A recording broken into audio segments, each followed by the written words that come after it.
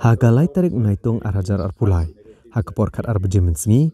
Open suklang kongwer ula syemela kejong kejing im da kaba Pynbthei la dia bat ki Pulit kilalet mardor ban penlong ya kejing tokit. Tang ba kim Samla penpau ke kita kejing Pynbthei kabala penlong inu Samla banyak bhasan. Bat kejing bam tip ekadau tenrai jong kejing Pynbthei. Ndrai kila penpau begidang penlong ya kejing tokit ban lap ekadau tenrai. Superintendent ki Pulit City uba Vivek CM ulong bah kejing tokit.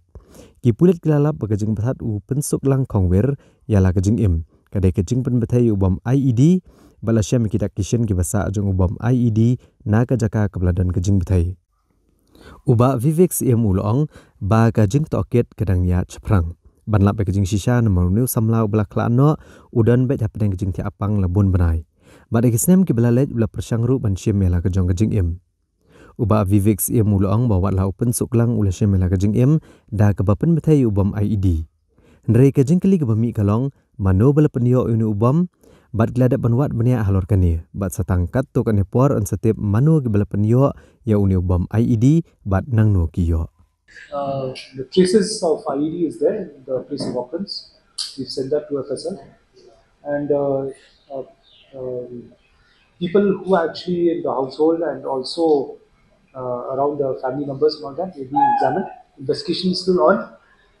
We are yet to ascertain how the victim had actually, because the victim actually was bedridden for a long time, and there are also indications and that he had tried to commit suicide before.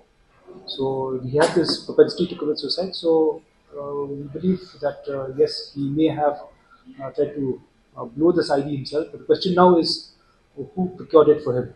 And so a lot of analysis is being done as to who actually got that. And it's a matter of time that we will come to know who actually procured that and from where.